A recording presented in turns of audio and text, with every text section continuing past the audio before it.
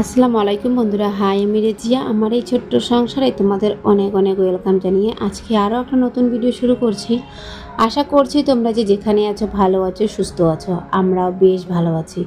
দেখো, ছেলেটা সকালবেলা উঠে মানে ও রেডি হবে। ও এই জামা কাপড় পরবে না, ওকে প্রতিটা দিন নতুন নতুন ড্রেস পরাতে লাগবে।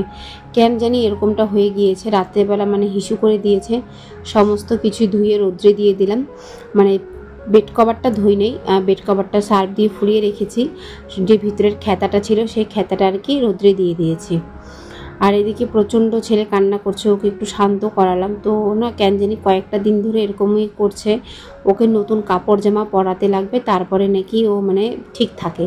আর না হলে প্রচণ্ড কান্নাকাটি করে গেলাম, মানে বাড়ির ড্রেসও পরবে না, সবসময় ও মানে নতুন ড্রেস পরে থাকবে, জানো তো। এরকম একটা কারো বাচ্চা এরকম করে তো প্লিজ কমেন্ট করে জানাবে। তো দেখো বন্ধুরা, ভিডিওটা তো শুরু করলাম।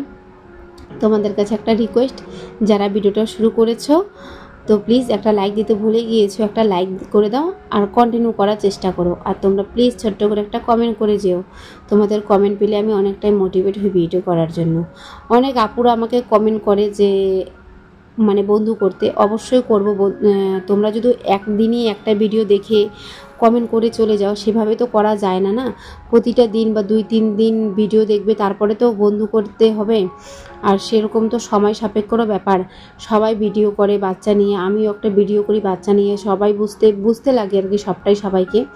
তো সেটাই বলছি, দেখো যদি তোমরা আমার বন্ধু হয়ে থাকো প্লিজ, তোমরা যদি আমাকে সাপোর্ট করে থাকো প্লিজ একটা ছোট্ট করে কমেন্ট করে যেও। আমি ঠিক তোমাদের সময় মতো করে চলে যাব। একটা সময়েরও দরকার। তোমরা যদি একদিন কমেন্ট করবে চলে যাবে আর একদিন আসবে না, এটা কিন্তু খুবই খারাপ। তার মধ্যে কি বলো তো, আমার অনেকটা মানে ওয়াচ টাইম বলছি, তোমার হচ্ছে সাবস্ক্রাইবার কেটে নিয়েছে। জানি না কেন বা এরকম হচ্ছে। তো যে বা যারা এরকম করছো প্লিজ এরকম করো না। চ্যানেলের নিজেরও ক্ষতি, আমারও ক্ষতি করছো তোমরা। তো দেখো, কালকে যে বললাম মাছ ধরেছিল, সেই মাছগুলো আর আজকে রান্না করব। তো ওই যে অল্প একটা ফ্রিজ থেকে বের করে নিলাম মাছ, আর লঙ্কা ছিল আর মৌসুমি ছিল, সেগুলোই বের করে নিলাম। এখন ওগুলো রেখে এদিকে রান্নাঘরটা ভালো করে একটু পরিষ্কার করে নেব। পরিষ্কার করে চলে যাব ওই মানে ওই রান্নাঘরে আর কি, টোটোর ঘরে রান্নাঘরটায়। তো সেখানেই তো রান্না বাড়া করি, তোমরা তো জানোই। কারণ আমাকে একটা গ্যাস সিলিন্ডার অনেকটা দিন নিয়ে যেতে হবে, সব দিকে আর কি ভেবে চিন্তেই করতে হয়। আমরা একটা গরিব সংসার, মধ্যবিত্ত ঘরের বউ, আমাদের অনেক বুঝে শুনে সংসারে খরচ আয় উন্নতি করতে হয়। সেজন্য না অনেক দিকে আর কি মানে নজর রাখতে হয়। তো দেখো এদিকে যে মানে কাপড় যেগুলো ফুলিয়েছিলাম তোমাদের সাথে তো শেয়ার করি না, 1 বালতি কাপড় হয়ে গিয়েছে। প্রতিটা দিন আমাকে কাপড় জামা ধুতেই হয়, কারণ জানো ওই যে ছোটো বাচ্চা, তার মধ্যে তো বুঝতেই পারো বাচ্চা কাচ্চা থাকলে এদিক ওদিক একটু অসুবিধা হয়েই থাকে।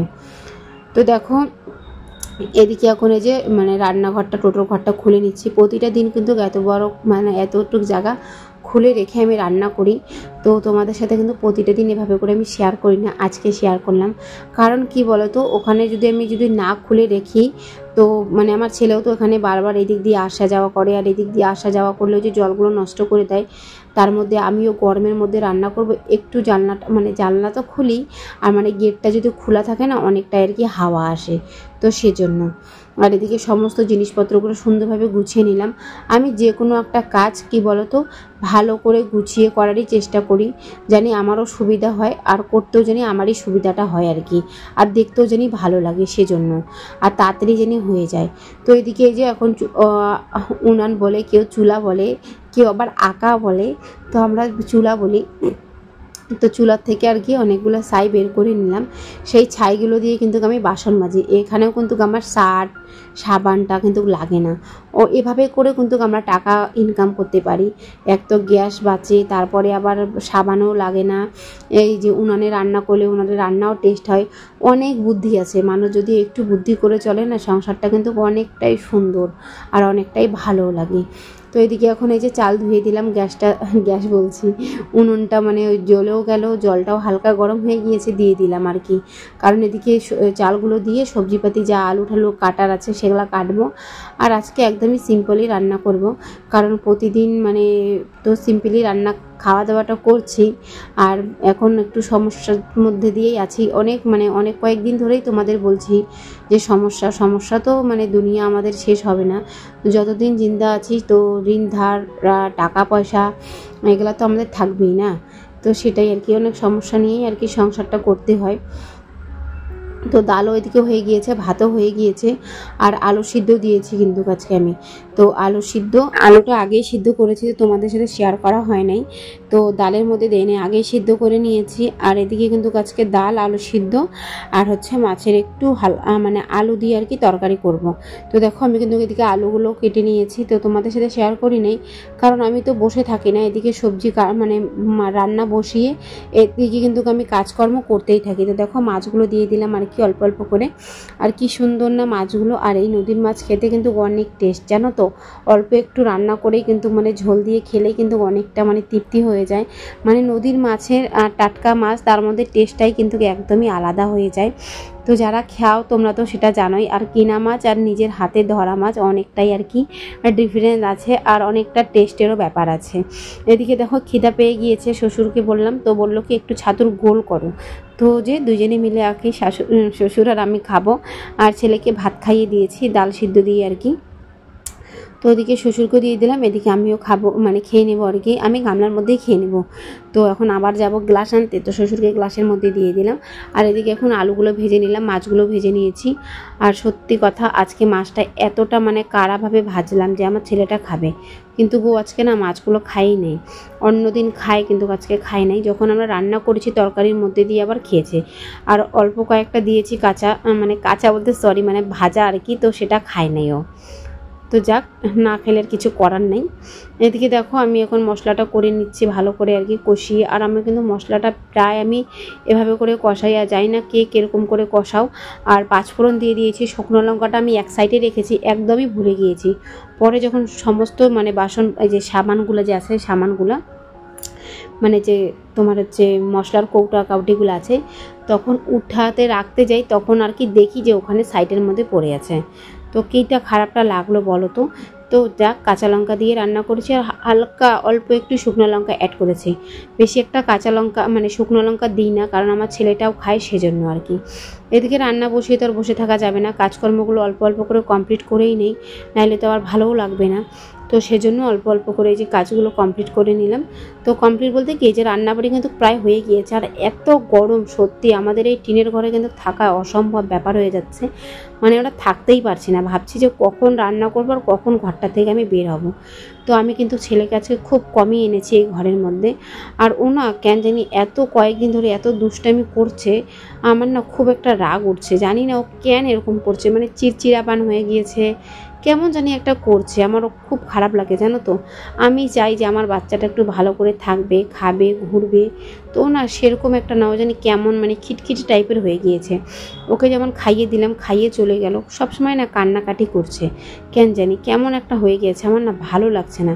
প্লিজ তোমাদের যদি কোনো কিছু জানা থাকে একটু আমাকে বলো তো, আমার বাচ্চাটা কেন এরকম করছে।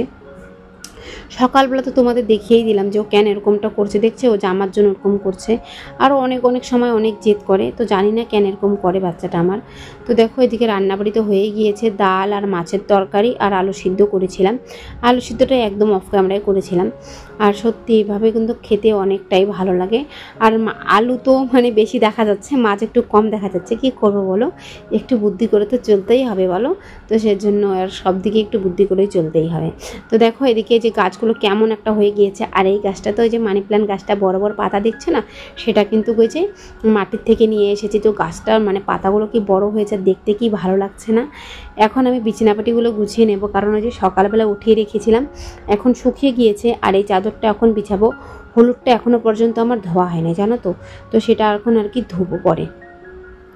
আর আমি সবসময় ঘর বাড়িকে পরিষ্কার পরিচ্ছন্ন গুছানোর মানে রাখারই চেষ্টা করি, কারণ ও দেখো ওদিকে মানে হিসু করে দিয়েছে, এখন ওটা যদি আমি না ধুয়ে বিছাই কেমন একটা লাগবে। আর এতটা রৌদ্র, তো সুন্দরভাবে কিন্তু শুকিয়েও গিয়েছে। আমি এখন বিছানাপাটি করে নিয়েছি, আর পুচকুকে এর মধ্যে স্নান করিয়ে খাইয়ে দাইয়ে পাঠিয়ে দিয়েছি, ও সুন্দরভাবে ঘুমিয়েও এখন আছে। আর যদি আমি এই কাপড় আর এই জামাগুলো না ধুইতাম, এভাবে যদি রেখে দিতাম, একটা লোক আসলেও কিন্তু ঘরটা গন্ধ করবে, কেমন একটা লাগবে। সেজন্য যখনকার কাজটা যদি তখনই করা যায় না, ঘরটাও পরিষ্কার, মনটাও ফ্রেশ থাকে। তো সেজন্য আমি একটু মানে গুছিয়ে করারই চেষ্টা করি।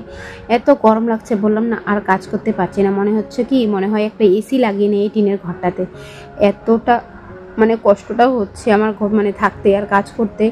এদিকে হাজবেন্ড এসেছে, ওর সাথে একটু বকবক করছি, এদিকে আমি আর কাজকর্মগুলো করে নিচ্ছি আর কি সুন্দরভাবে।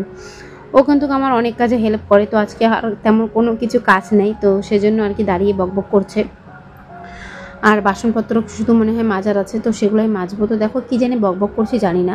ও হ্যাঁ, আমার একটা ননদ মোবাইল কিনবে, তো সেটাই আর কি বলছি যে কখন যাবে না যাবে। তো রাত্রে যাওয়ার কথা আছে, দেখি কখন যায় না যায়। তো সেটার জন্য আর কি ও বলছে যে আমাকেও নিয়ে যাবে। আমি বললাম আচ্ছা ঠিক আছে, তাহলে যাবো নি দুজনে মিলেই। তো দেখো এদিকে এই যে এখন ঘর দুয়ার তো পরিষ্কার হয়েও গেল। আর এদিকে কিন্তু আমি সবসময় পরিষ্কার রাখারই চেষ্টা করি, তোমরা জানোই। সবসময় কিন্তু মুছি করতেই থাকি, ঝাড়াঝাড়ি। ছোট বাচ্চা আছে, তার সত্ত্বেও কিন্তু আমাকে এগুলো সমস্ত কাজ একা হাতে করতেই হয়। তো এদিকে এই যে এখন উঠানটা ঝাড়ু দেবো আর কি। আর জানো তো আমার এতটা খারাপ লাগছে কয়েকদিন ধরে, আমি দেখছি আমার ভিডিওটার মধ্যে না লাইক আসছে না, কমেন্ট আসছে কিন্তু লাইক আসছে না। প্লিজ বন্ধুরা, যারা যারা এরকম করো না, প্লিজ একটা লাইক দিয়ে ভিডিওটা কন্টিনিউ করার চেষ্টা করো। তোমাদের কমেন্ট পেলে আমি অনেকটাই মোটিভেট হই ভিডিও করার জন্য, জানো তো। তোমাদের জন্যই কিন্তু আমি নতুন নতুন ভিডিও আবার আনার চেষ্টাও করি। দেখো এদিকে তখন আবার জল আনছিলাম, পুচকুকে যখন স্নান করিয়েছিলাম না, তখনই কয়েক বোতল জল আনছি যে খাওয়া দাওয়া করব, সেজন্য নিয়ে এসে রেখে দিয়েছি। এখন আর কি স্নান করলাম, কাপড় জামাগুলো ধুয়ে নিয়ে আসলাম, নিয়ে এসে স্নান করলাম। স্নান করে এখন এই যে জামা কাপড়গুলো মেলবো।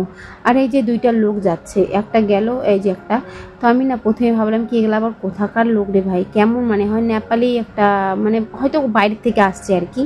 তো কেমন জানি একটা লাগছে, তো আমি ভাবলাম আবার কি এগুলো আবার মানে কেমন একটা লাগে না, যে একটা ফট করে বাড়ির সামনে দিয়ে একটা লোক যাচ্ছে বা চোট্ট আর কেমন একটা লাগে। তো সেজন্য জিজ্ঞাসা করা হলো, আমার হাজবেন্ড জিজ্ঞাসা করলো, তো বললো কি জিনিসপত্র বিক্রি করে, এদিকে কোনো বস্তি নেই।